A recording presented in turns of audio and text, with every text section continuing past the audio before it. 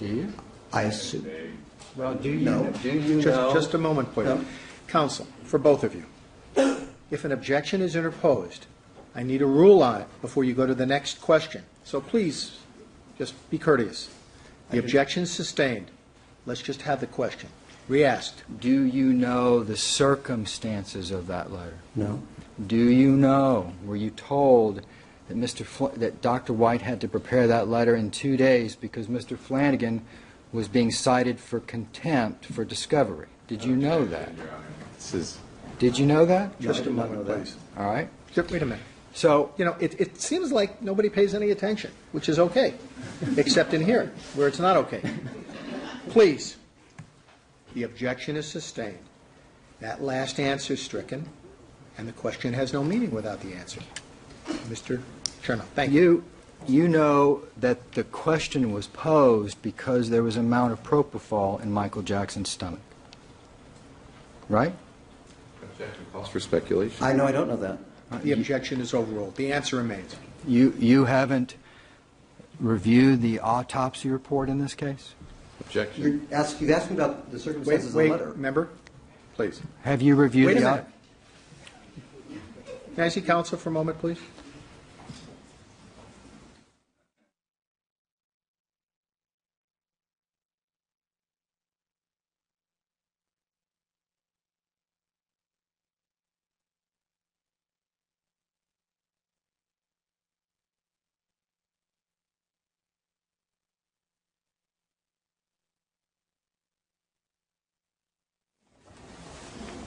Did you read the autopsy report? Did you read the toxicology in the autopsy Yes, I did. report? You're familiar with propofol was found in Michael Jackson's stomach. Yes, I am. Do you remember the number?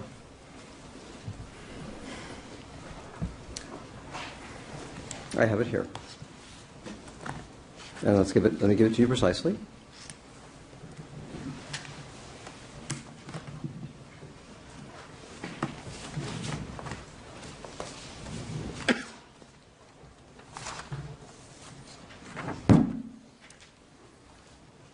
It's easier for me to work in the concentration domain, and the concentration of propofol was 1.86 micrograms per mil. It was actually reported in the autopsy as 0.13 milligrams, though, wasn't it? If that's what the math works out to, then yes. So you, in responding to that, sent a study to Mr. Walgren involving piglets, didn't you? Yes, I did. And that study involved sticking suppositories into piglets, the rectum of piglets. I don't believe they were suppositories. Oh, capsules I believe it was just straight propofol liquid. into the anus Yes. of piglets. Yes. And you informed Mr. Walgren there was no human oral studies. That's correct. So you called Ian Glenn. Is that who you said you called? Did you call? Is that Ian Glenn? Am I wrong about that? I didn't call him. I contacted Dr. Glenn by email this summer on the recommendation of Dr. White. And you know that Dr. White also contacted Ian Glenn. Dr. White's the one who suggested I contact him. Ian Glenn is you call the father propofol. He's a chemist. He developed propofol. He's a chemist, and he developed propofol, yes. He's not an anesthesiologist. He's a chemist. That's correct. And in response to this, you then performed, I believe your testimony was, you commissioned or you worked with Pablo Sepulveda in doing an oral consumption test with humans in propofol, right? Correct. Prosecutor didn't ask you to do that, did he? No. Nobody asked you to do that. No. Right? Is that correct? That's correct, yes, that's correct. And you know that Dr. White, in addressing the same issue, you know that he commissioned a study paid for by the defense involving oral propofol in beagles. I did not know that. Well, do you know that now? I know you just told me. Is that the first time anyone ever told you? I heard Paul about maybe a month ago commented in a phone call that that you had performed such a study and you had ruled it out. And I think, and so that was the first I heard about it. I was at the airport, at Burbank Airport, and Paul told me in a phone call that you had performed some study. I didn't know it was in beagles. I just knew you had done an animal study. And beagles are larger mammals than rats and piglets, right? Hopefully. Okay. You recall Paul White saying, I ruled it out. Is that what you said?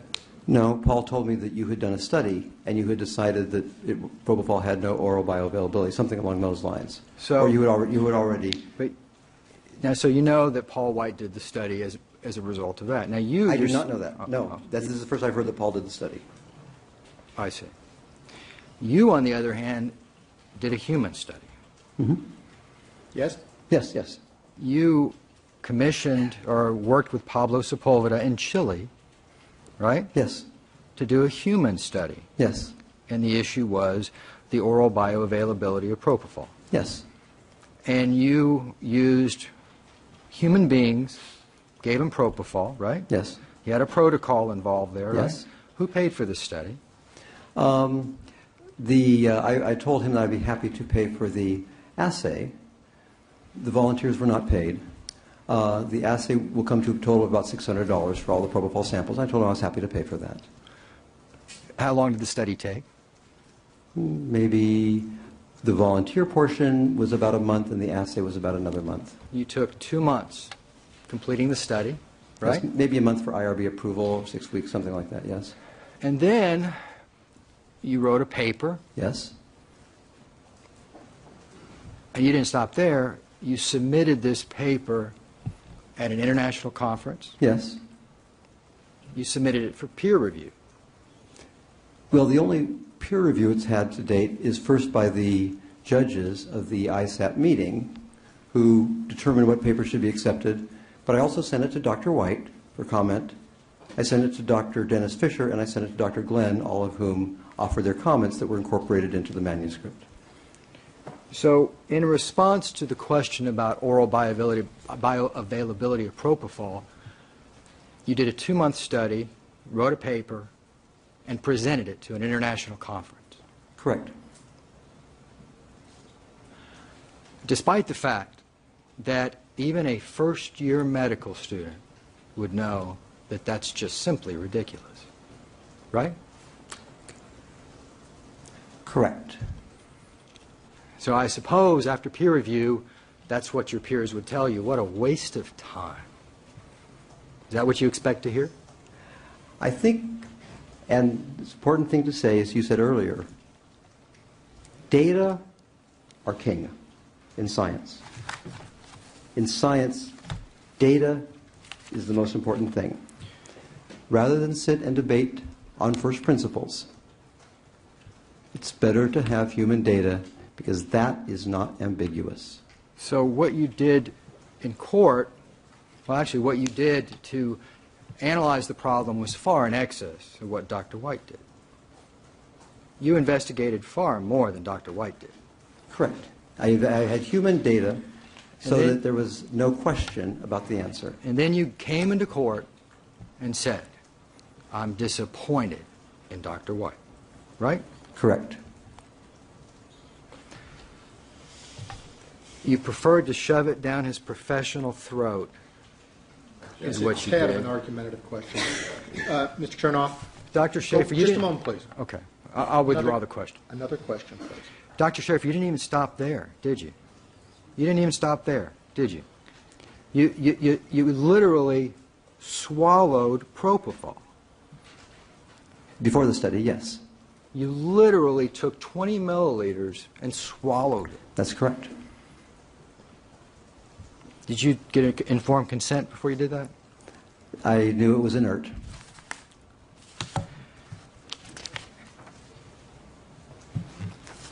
And so before you even testified, you knew that Dr. White was not going to say that Michael Jackson swallowed propofol. You knew that before you ever testified.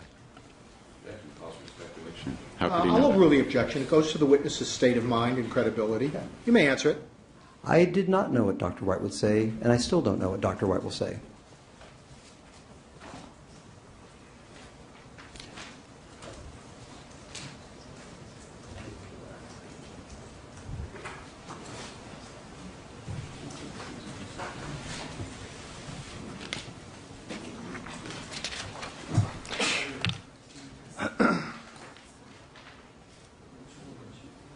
This is fine. Let me show you. Let's go. I want to talk about some of your simulations. Okay. Mm-hmm.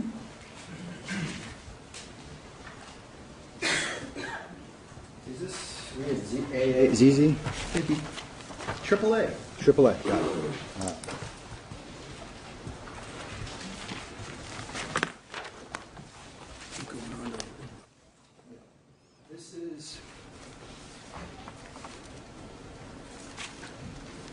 This is your simulation. Correct. Right? It's marked as Defense AAA.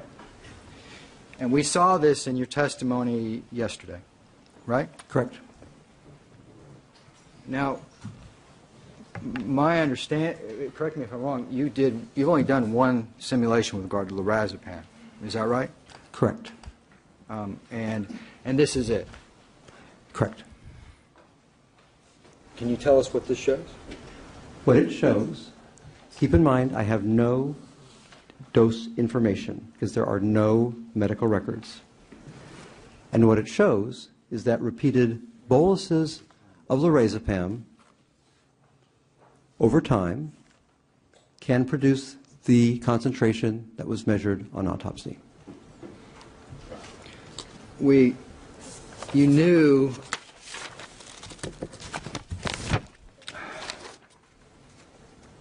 the concentration. Correct. And this particular simulation would be a dose that would reach concentration, femoral blood concentration at a particular time, right? Correct.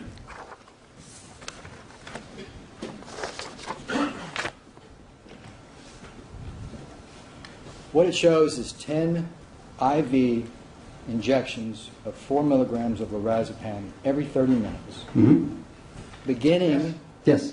Yes. beginning at 12 midnight, Yes. and ending, the shots end 5 hours later. Correct.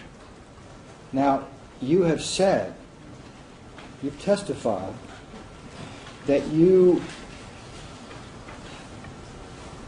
read the statements from the security staff, right? I don't know what statements you're referring to. Did you read the statements from the security staff, from Michael Lemire, from Alberto Alvarez, from Fahim Yes, Hunt? those were part of the material I received, I believe. And yes, if they were, I read all the material that I received. All right. And you have, in this simulation, Yes. you have the first shot occurring how many hours past midnight? First shot occurs at midnight. At midnight. Yes. Yes. 4 milligram shot at midnight. Yes. And you know from reading the statements that at midnight Michael Jackson hadn't even left rehearsal. That may well be the case. I would have to look, but that's fine if it is, because keep in mind, you have the spreadsheets too. And the goal is to show that multiple doses can be used to do this. Well, You have all the simulations. I'm just trying to put together scenarios. I have no dosing records. that would make a lot of sense if you didn't keep referring to Dr. Murray when you talked about this. What you did... Argumentative. Just a moment. Sustained. Ask a question, please. What you did was come up with a dose to explain the concentration, and you started the shot when Michael Jackson hadn't even left rehearsal, right? Sure. Yes. And 30 minutes later, in this simulation, his second shot was at 12:30, right? The second shot appears to be at 12:30. Let me I can pull the spreadsheet up, and we can actually do any simulation you like. I see. Well, right now, I have, but as long as pull it up so I actually have access to the simulation he's referring to, if I may, Your Honor. well, I think Mr. Chernoff is just asking Yes, you yes. to testify based upon that exhibit, aren't Sure, you? yes. And I can give you the exact times. Just listen to the question, though, Yes. rather than get to something else. Go ahead, Mr. Chernoff. The second shot